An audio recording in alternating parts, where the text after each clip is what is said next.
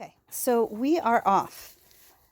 I bet you recognize this sticky guy. That's a Nula viscosa. We're going to meet a new sticky guy. Oh, here, Nachal's already found our plant.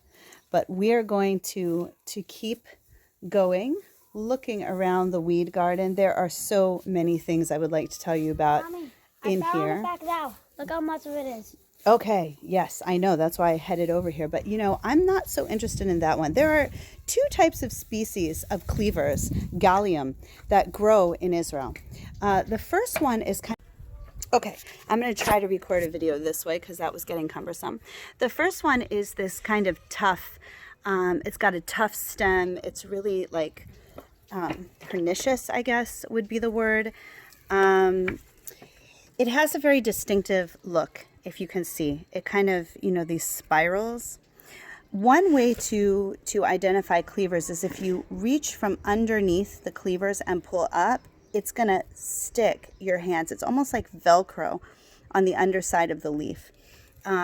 These ones that have a very tough stem, let me see where I can get this. Okay.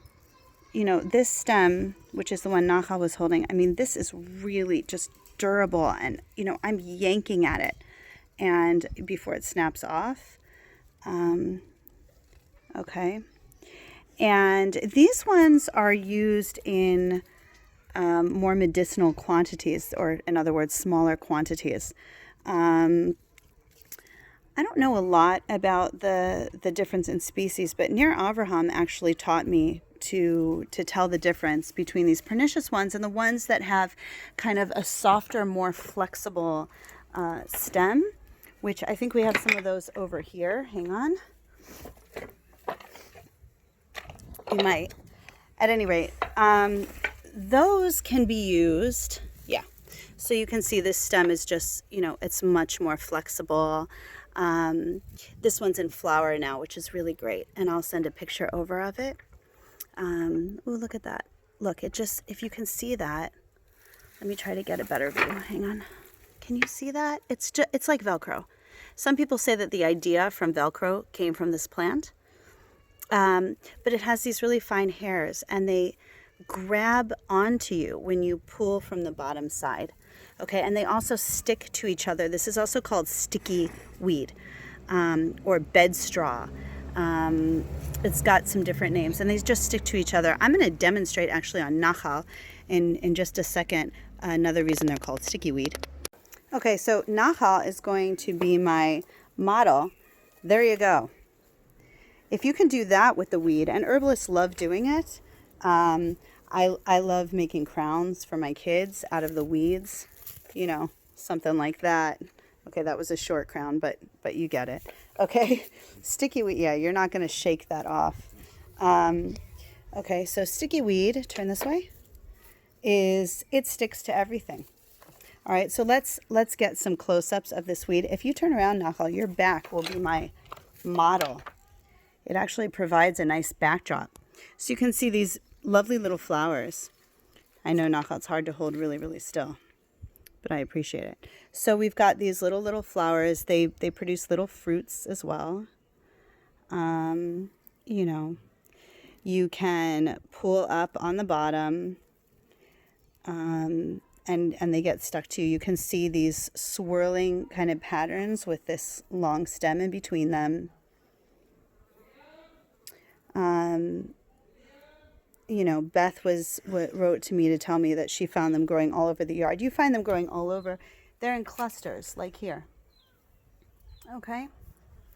And, you know, over there is, I believe, the other species. Although maybe I'm wrong. Maybe I got this younger. Hang on, honey. You know, here's, let's see. Let's play I Spy Cleavers. Hang on. There we go. You see the cleavers there? They're just matted. Mommy.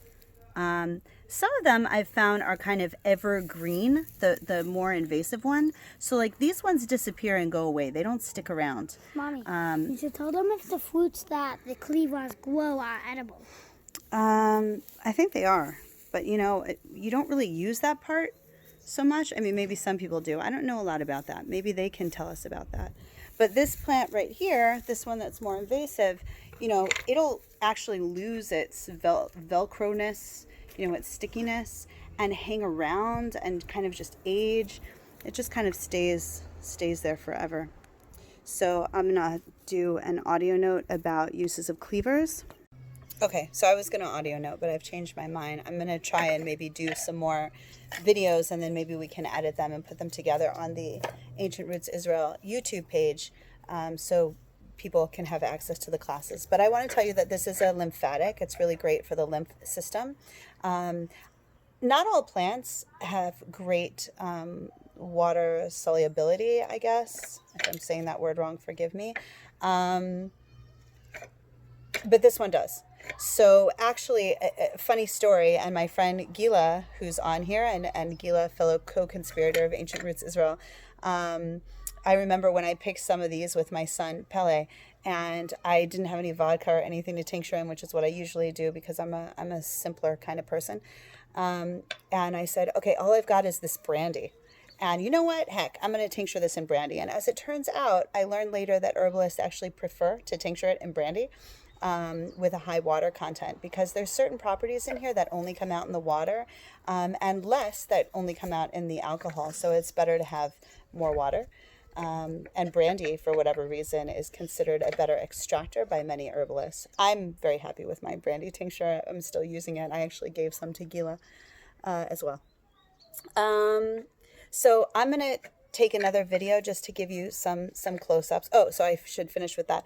The lymphatic system, if you have any lymph nodes or anything that are needing drained or kind of clogged up when we're ill, when we're sick, these are the filters in our body. So taking some cleavers as a tincture, or as Sarah Hannah Silverstein reminded me today in her post, because she also covered cleavers today. Totally coincidental. Beth asked me to do this yesterday. Yeah, so she said, you know, you can also take it as a tea. And it's like, yeah, this is one of the greatest herbs for taking as a tea. Because of the water, you know, soluble properties that come out in a tea. So great for a tea. People can eat this, especially the young ones. Just be aware, many people will cook it first or process it in some way, because these fine hairs can get caught in your throat and it's not fun. I actually have a sensitivity to this. Some people make pesto out of it. They grind it up and put in their nuts or cheese or whatever, and you know, people can just take a leaf and eat it. I could probably eat one leaf right here and be okay, but I do have a sensitivity to it where it just kind of like makes my tongue itch a lot, and so I personally stay away from ingesting this herb as a pesto or really anything outside of a tincture, although I will be trying tea because my tinctures are not kasher lePesach.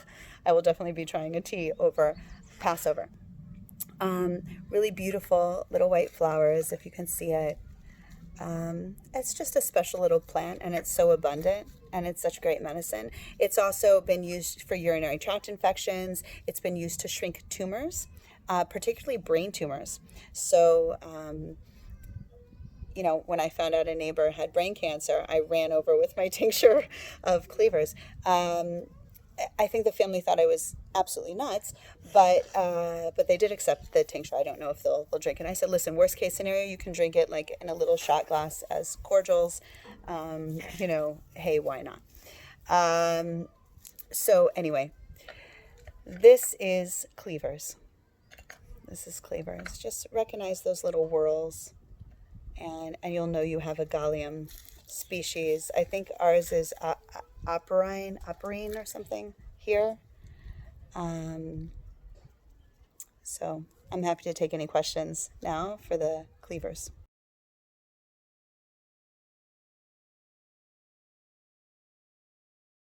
My son Nacha has been begging me to cover this one too, and since we have a flower as the main picture, this flower hasn't opened yet.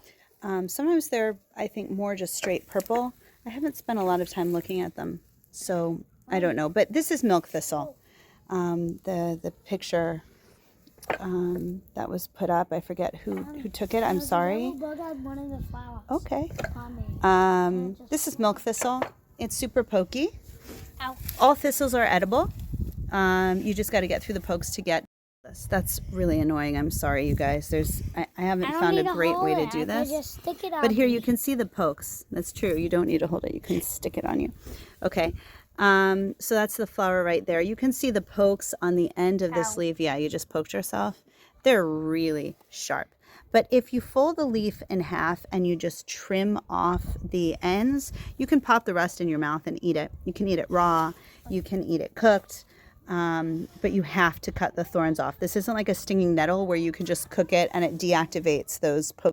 No, this is a situation where you've got to cut off those thorns or you're going to hurt. This one is just, wow, Mommy. amazing. I was so excited because this is also so prolific, and I'm trying to Mommy, teach you sow this flower. yeah, just a minute. The prolific plants here, because there are many herbalists who feel that these are the most medicinal. My friend Gila tells me Stephen Brunner, but it's not only Stephen Brunner. A lot of herbalists feel this way. You know, I don't know. Hashem maybe makes these plants so invasive so that we can access them for medicine. So anyway, this is distinguishable by its, just think about milk thistle and all these milky veins. It looks like, someone dripped milk all over the place. This is a great liver tonic. This is used especially in cases of hangover or any of the hepatitis diseases. This is incredible for the liver. So in this flower, white and pollinate. Oh, okay. Here's a flower. How blue this is. Thank you. Yep, there is a flower. Whoa, I just poked myself. There you go. We're waiting for questions. Nachal went and he picked flip it around so we can see the veining in it, the white veins. Yeah, a milk thistle. And he trimmed off the ends. You can see this is a big leaf. It's about as big as he is. Here, can I have another piece? What's up? Thank you. Here, I'll rip off here, I guess. So we're chewing away at this. We're enjoying our snack. How does it taste, Nachal? How would you describe the taste? Almost like sour milk, but not the disgusting moldy sour milk. Like very, like it's made to be sour.